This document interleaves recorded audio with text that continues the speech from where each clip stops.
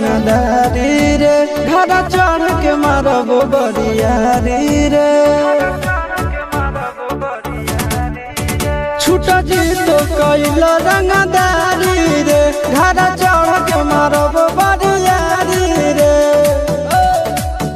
तोरा बाप के न तोरा दादा के चिन्हबहु बेटा सब गोली मारबहु एगो गिनबहु तोरा बाप के न तोरा दादा के चिन्हबहु बेटा सब गोली मारबहु एगो गिनबहु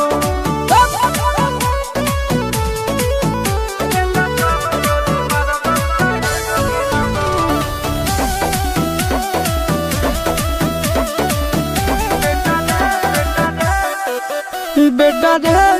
काटा से ठोक देबौ चिमनी के भाटा में झोंक देबौ देखबौ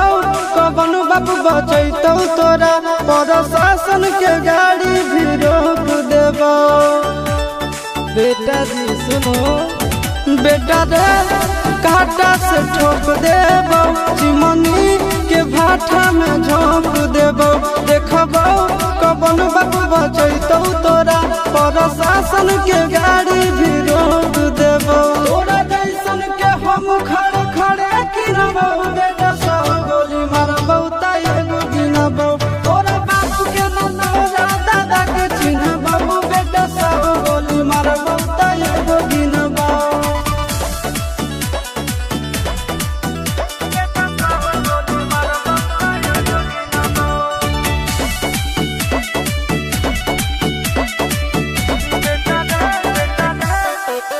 बेटा रे